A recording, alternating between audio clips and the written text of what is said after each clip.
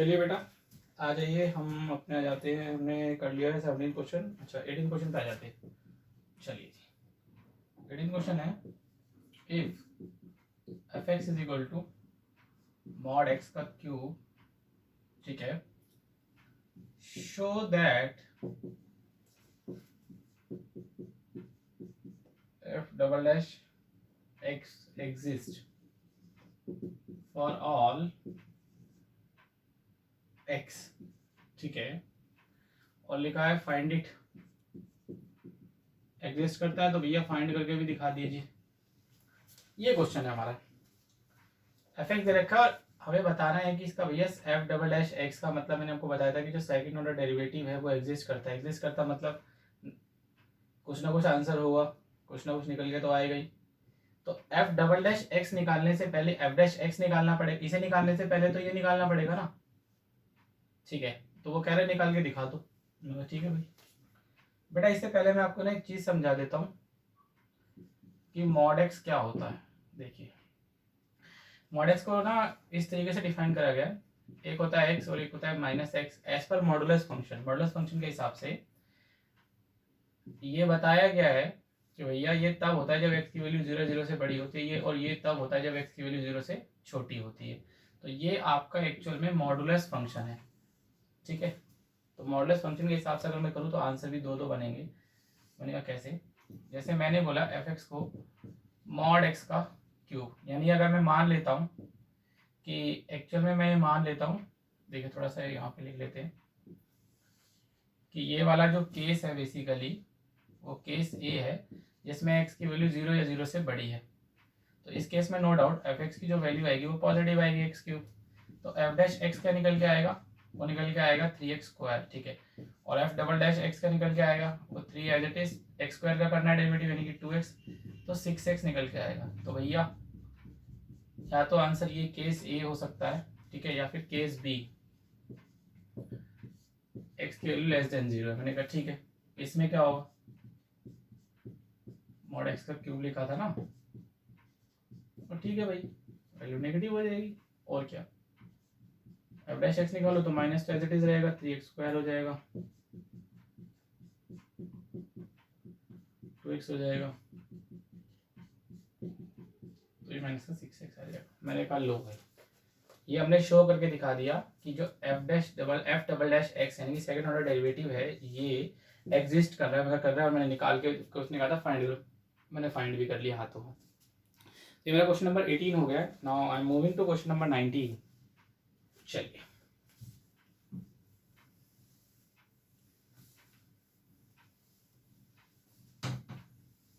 ये तो इतना आसान क्वेश्चन था, मुझे तो लग नहीं रहा ये डेरिवेटिव मजाक हो रहा है। चलो 19 क्वेश्चन कहता है यूजिंग मैथमेटिकल इंडक्शन। लो भैया क्लास 11th का चैप्टर नंबर 4, अब उसका इस्तेमाल करना है। मैथमेटिकल इंडक्शन इस्तेमाल करके जो आपको प्रूव करना है वो ये है that dy dx of x की power n, basically n x की पावर n माइनस 1 है, for all positive integers n। चलिए ये क्वेश्चन नंबर 19 है और ये आपको प्रूफ करके दिखाना है।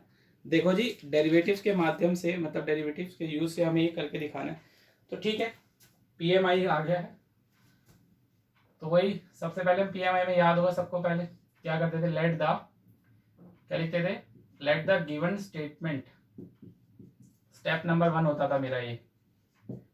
मैं इसका सॉल्यूशन कैसे लिखता था? Step number 1 let the given statement be P of n, ठीक है।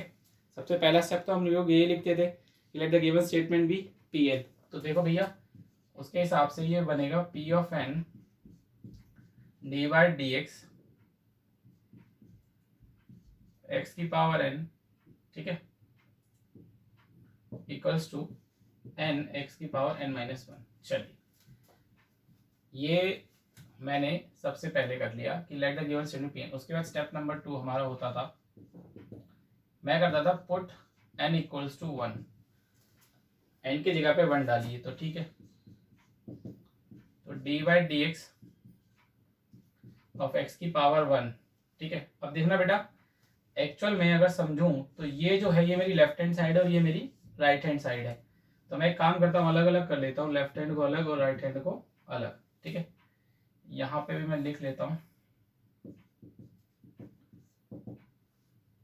तो ये है D by D X of X की power n, here n X की पावर n माइनस 1, तो यहाँ जाएगा 1 एक्स की पावर 1 माइनस 1, 1 इंटू एक्स की पावर 0, और अल्टीमेट क्या आ जाएगा 1 इंटू 1, दैट मीन्स 1। और यहाँ पे डी बाई डी एक्स, अच्छा एक्स की पावर 1, तो भैया यहाँ पे तो एक्स ही बचा, और एक्स का डेरिवेटिव क्या होता है 1, तो भैया लेफ्ट हैंड साइड भी बना गई, राइट हैंड साइड भी बना गई, यानी लेफ्ट हैंड साइड जो है वो equal to right hand side के आ गई। तो आप क्या बताओगे कि जो पी ऑफ एन है वो ट्रू है for all n belongs to n, ठीक है। तो ये मेरा स्टेप नंबर 1 हो गया, स्टेप नंबर 2 हो गया। अब मैं स्टेप नंबर 3 करता हूँ। स्टेप नंबर 3 आप लोगों को याद ही होगा, हम क्या करते थे, put n equals to k, यही करते थे। चलो जी, हम लोग करते थे n इक्वल्स टू k। चलिए स्टेप नंबर 3 पे आ जाइए, और मैं लिखता था put n equals to k, और साथ में मैं एक लाइन लिखता था and assumes it to be true, और मैं मान लूंगा कि ये वाला भी क्या होगा, ट्रू होगा। तो ठीक है, तो भैया स्टेटमेंट थी p of k D by D x x की पावर k इक्वल्स टू में k एक्स की पावर k माइनस में 1, जहां जहां पे n था वहां पे मैंने रिप्लेसमेंट करके क्या लगा दिया, k लगा दिया। चलिए स्टेप नंबर 4, तो यहाँ मैंने मान लिया कि ट्रू, इसलिए मुझे सॉल्व करने की जरूरत नहीं है। अब मैं लिखूंगा step number 4, we shall prove that, अच्छा बेटा वी शैल प्रूव दैट से पहले ना एक लाइन है वो आप मेंशन कर लेना, या चलो ये स्टार्टिंग से बताता हूँ। यहाँ पे लिख लेंगे put n equals to k plus 1, अब मैं n को k प्लस 1 डालूंगा, and we shall prove that, में प्रूव करेंगे that p of k plus 1, जो p ऑफ k प्लस 1 है इज ट्रू, वो भी ट्रू है whenever p of k is true, कि भाई जब जब p ऑफ k ट्रू होगा तो p ऑफ k प्लस 1 भी क्या होगा, ट्रू होगा। तो मैंने कहा ये तो करके देखना पड़ेगा, मैं यहाँ तो मैंने मान लिया था, चलो जी करके देखते हैं भाई।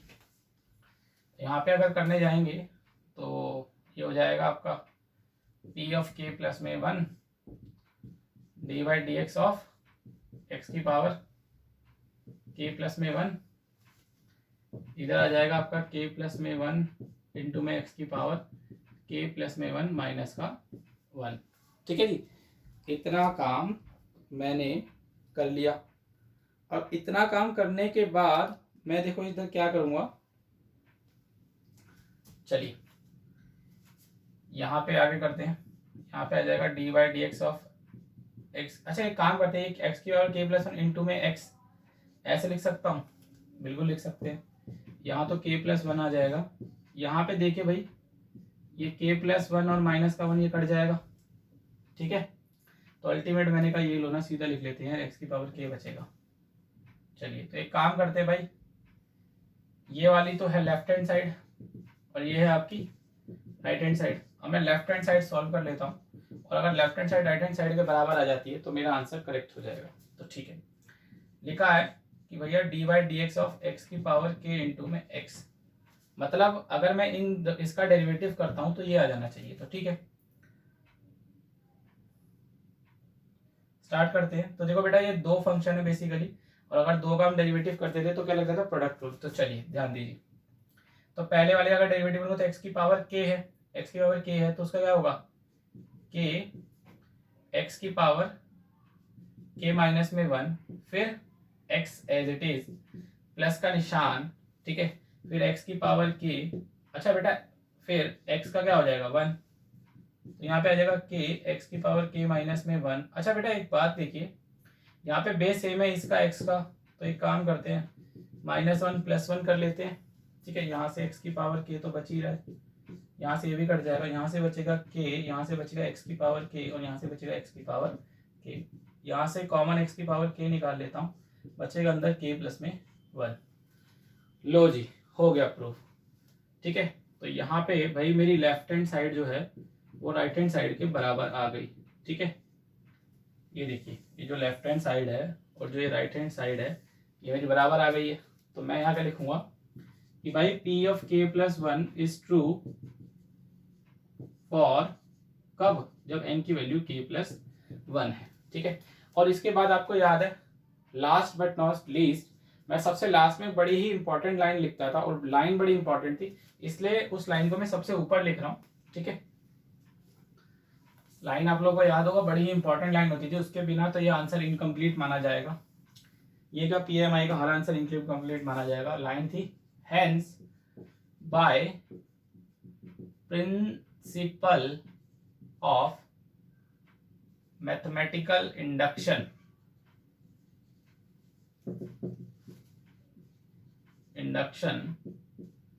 P of n is true for all n belongs to n, that's it। तो here comes n, यहाँ पे मेरा ये वाला आंसर कंप्लीट हो जाएगा। ठीक है, ठीक है फ्रेंड्स, हमारा क्वेश्चन नंबर 19 हो गया है। Now we are moving to next question, that is question number 20। चलिए रब कर देते हैं।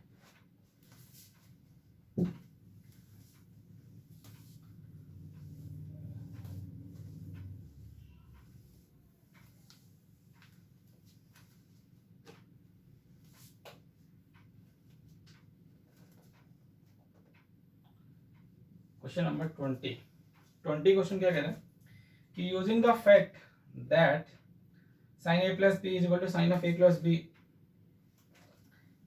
कि भैया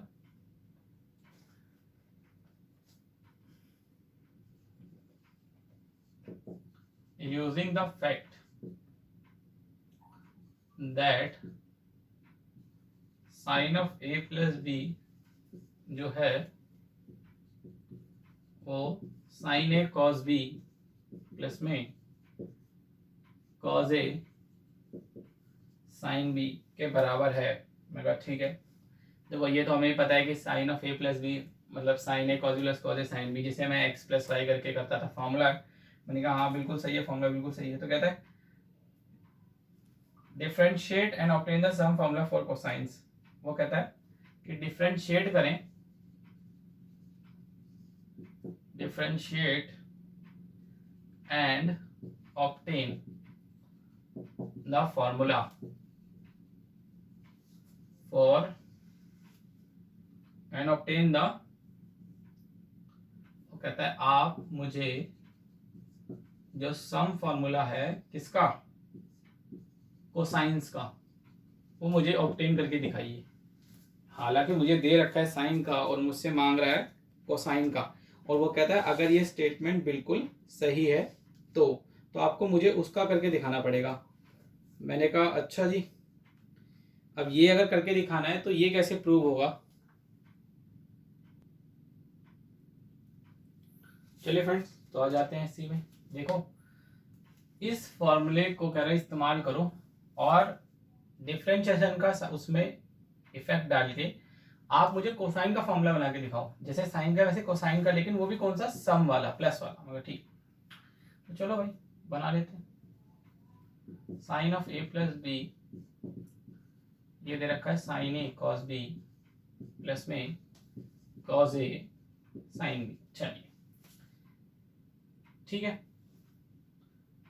अब देखो बेटा अगर फॉर्मूला बनाएंगे तो कैसे बनाएंगे। देखो आप समझ लो ये पूरे का x, तो साइन एक्स का क्या होता है, साइन एक्स का होता है कॉस एक्स, तो ये हो गया भैया, ये लो।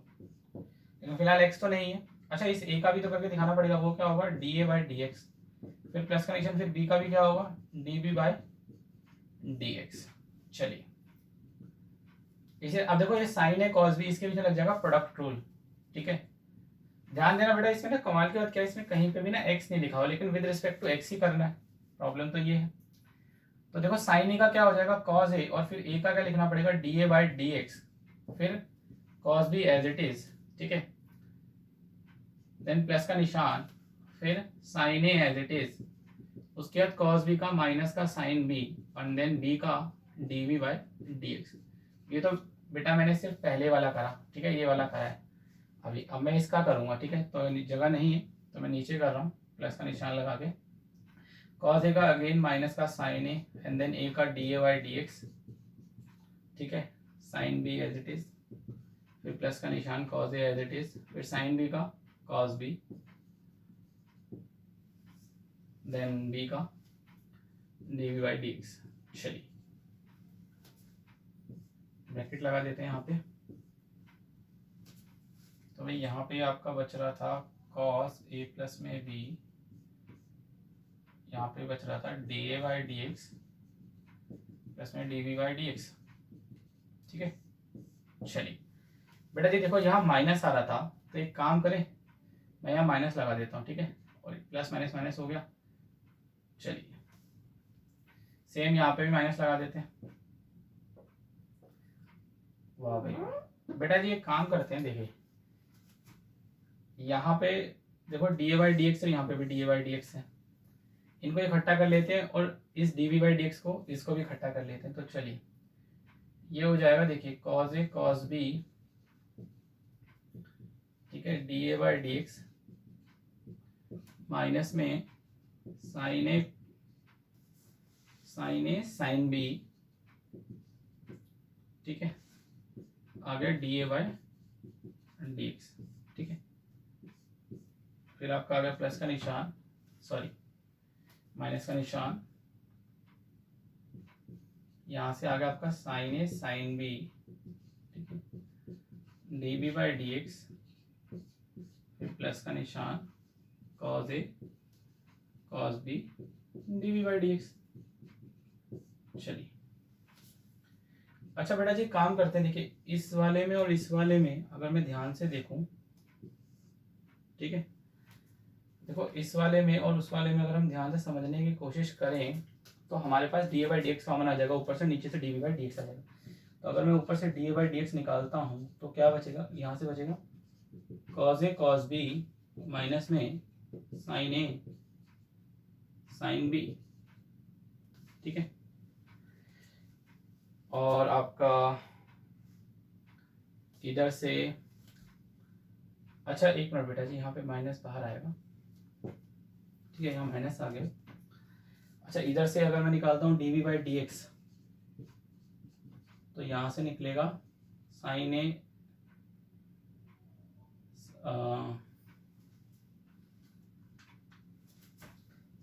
ए साइन बी प्लस का कॉस ए कॉस बी, ठीक है जी, जी हाँ।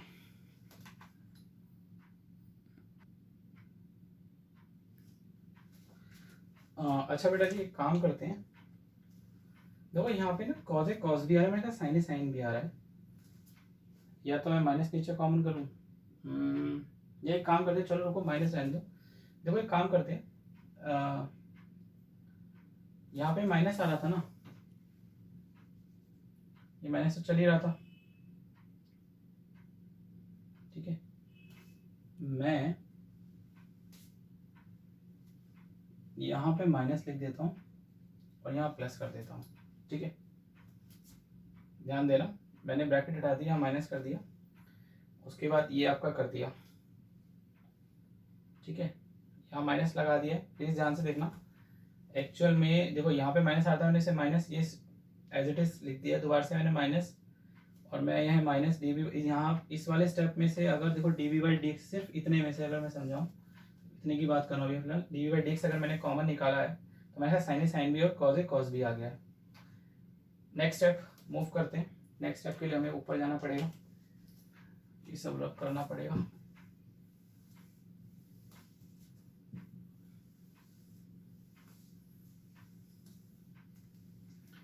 चलिए जी नेक्स्ट स्टेप आपका ये था cos a प्लस बी, वही लेफ्ट हैंड साइड ये चल रहा है, d A by D x चल रहा है, प्लस में D we by D x चल रहा है। यहाँ से देखो एक ये आपका आ रहा था D A by D x, आपका आ रहा था cos a cos b minus में sin a sin b, ठीक है। फिर आपका अच्छा प्लस का निशान आ रहा था यहाँ तो बीच में, देन यहाँ से आपका D we by D X आ रहा था। अच्छा इसको आगे पीछे करके लिख लें, cos a cos b minus में sin a sin b। चलिए बेटा ये अगर थोड़ा सा दिमाग लगाएं, इस पूरे के अंदर जो कॉमन है वो है cos a cos b minus का sin a sin b, ठीक है। अगर ये कॉमन निकलते हैं तो पहले वाले में से D A by D X आ जाएगा और दूसरे वाले में से D we by D X निकल के आ जाएगा। चलिए और यहाँ पे मेरा चल रहा था cos a plus B into में D A by D X plus D we by D x, ठीक है। अच्छा एक काम करते, देखो दोनों तरफ इसको और इसको काट सकते हैं, तो अल्टीमेट क्या निकल के आया, अल्टीमेट भाई कोसाइन का ही फॉर्मूला आ गया जो मुझे प्रूफ करना था। और यही क्वेश्चन कह रहा था कि cos a minus cos b sin a into में sin b, लो जी यही प्रूफ करना था, ये आपका आंसर था, इसे आगे प्रूफ करना था। चलिए नेक्स्ट क्वेश्चन पे चलते हैं।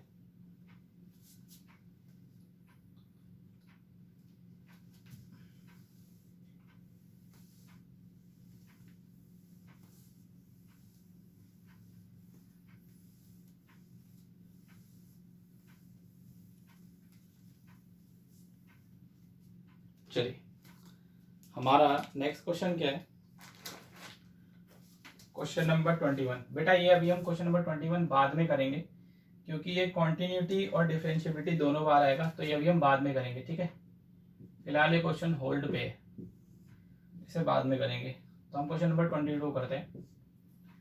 क्वेश्चन नंबर 22 भी देखो अभी हमारा ये होल्ड पे है, क्योंकि इसमें लेना मुझे आपको पहले डिटरमिनेंट समझाना पड़ेगा, डिटरमिनेंट क्या है। तो जब डिटरमिनेंट होगा तब मैं आपको बताऊंगा।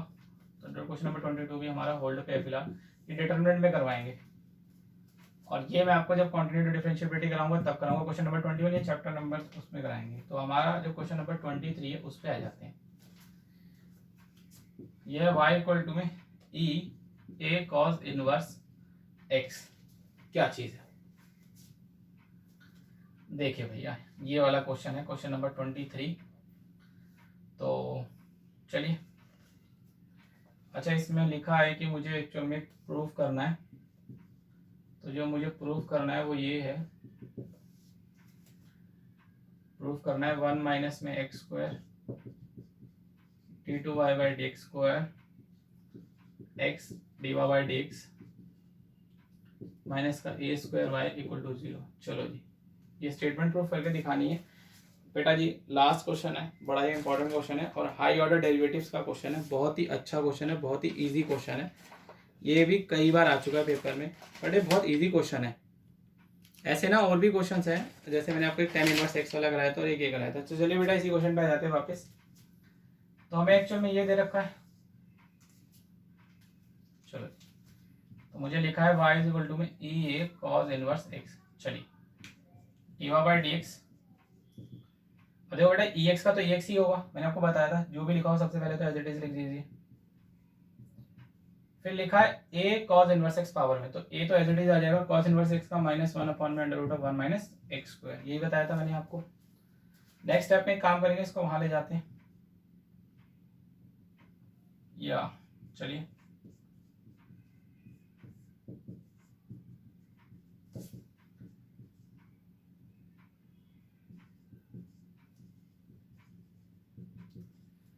देखो बेटा इस इक्वेशन में साफ पता चल रहा है फर्स्ट ऑर्डर भी चाहिए, सेकंड ऑर्डर भी चाहिए। तो ये सेकंड ऑर्डर करने के दोबारा डेरिवेटिव, अब यहाँ डेरिवेटिव करूँगा तो यहाँ पे प्रोडक्ट रूल अप्लाई हो जाएगा। ध्यान समझना, यहाँ पे प्रोडक्ट रूल अप्लाई हो जाएगा। तो d Y by D x अगर दोबारा डेरिवेटिव होगा, क्योंकि प्रोडक्ट रूल के हिसाब से पहले इसका होगा, तो डी एक्स स्क्वायर आ जाएगा, D two Y by D x square आ जाएगा, ये एज इट इज आ जाएगा रूट में 1 माइनस एक्स स्क्वायर, फिर प्लस का निशान, फिर D Y by D X as it is आ जाएगा। अच्छा रूट वाले का मैंने आपको बताया था क्या, 1/2 अंडर रूट ऑफ 1 माइनस में एक्स स्क्वायर आ जाएगा। फिर बेटा जी इसके ध्यान देने वाली चीज़ मैंने आपको क्या बताई थी साथ में, अंदर है 1 माइनस एक्स स्क्वायर तो वो हो जाएगा 0 माइनस में 2x। ठीक है, इधर से minus a as it is, फिर ये तो कांस्टेंट था ई ए एक्स का वही again same, then a cos inverse x का फिर वही ए, फिर माइनस का 1 under root of 1 minus x square. ठीक है, इस माइनस से ये वाला माइनस कट जाएगा और हमारे पास वहां से क्या बचेगा। ठीक है, देखो एक काम करते हैं, अगर मैं समझूं तो यहाँ तो मेरे पास बचेगा ए स्क्वायर ए और यहाँ से बचेगा ई ए कॉस इनवर्स एक्स। ठीक है, एक काम करते हैं बेटा जी, ये वाला जो root of 1 minus x square अगर ये उधर आएगा, अब ये डिवाइड में उधर जाएगा तो मल्टीप्लाई में आ जाएगा, और उधर अगर मल्टीप्लाई में जाएगा तो d two Y by D x square जो होगा तो ये बन जाएगा साथ में आपका 1 माइनस में एक्स स्क्वायर। ठीक है, अच्छा ये वाला माइनस ये प्लस ये माइनस बना देगा और इस 2 से ये वाला 2 भी कट जाएगा, तो ये बन जाएगा माइनस का X under root of 1 minus x square, साथ में D Y by D X आ जाएगा। ठीक है जी, इधर से आपके पास बच रहा था ए स्क्वायर ई ए कॉस इनवर्स एक्स।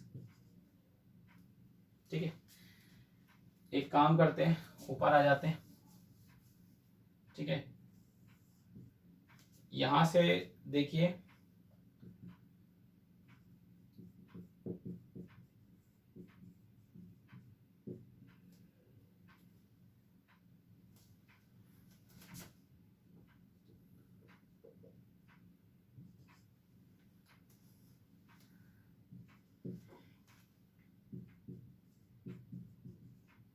बेटा जी ध्यान देना, देखो जब ये रूट में 1 माइनस एक्स स्क्वायर इधर गया था तो ये मल्टीप्लाई होगा तो इससे तो ये 1 माइनस एक्स स्क्वायर आ जाएगा, और जब अंदर मल्टीप्लाई होगा तो रूट से रूट कट जाएगा तो खाली माइनस का एक्स बचेगा खाली, और d Y by D x बचेगा। यहाँ से बेटा ये ए स्क्वायर है। अच्छा बेटा इतना क्वेश्चन को अगर ध्यान दे तो ये बेसिकली ये क्या था, वाई था, तो इधर से आ जाएगा इक्वल टू में ए स्क्वायर वाई। अच्छा नेक्स्ट स्टेप में जब ये इधर आएगा, ध्यान देना मैंने कहा जब नेक्स्ट स्टेप में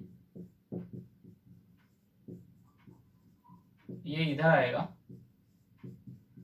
तो ये बन जाएगा माइनस का a square y equal to 0। चलो जी, तो यही मुझे एक्चुअल में प्रूफ करना था, जो मुझे प्रूफ करना था वो यही करना था। ठीक है, अब देखिए बेटा अगर आप चाहें तो देखो यहाँ पे अगर आप चाहते तो आप एक काम करते, ये वाला जो स्टेप है ना ये वाला, अब इस पूरी इक्वेशन में क्या करते, दोनों तरफ ना under root of 1 minus x square से मल्टीप्लाई करते, तो यहाँ से ये कट जाता और यहाँ से वही मल्टीप्लाई होकर यहाँ पे 1 माइनस एक्स स्क्वायर आ जाता और वो इधर भी रिमूव हो जाता, तो यही आ जाता ultimate equation.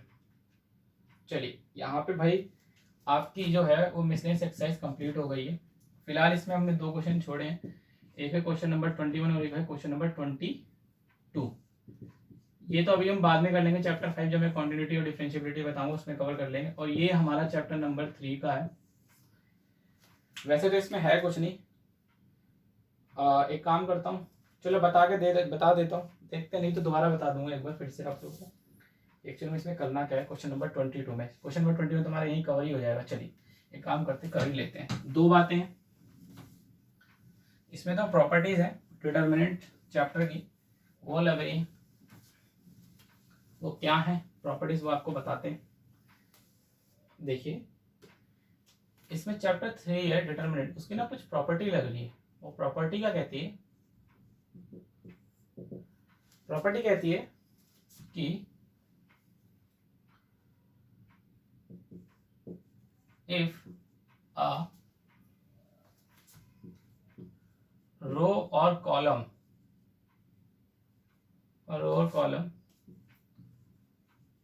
becomes 0 of a matrix,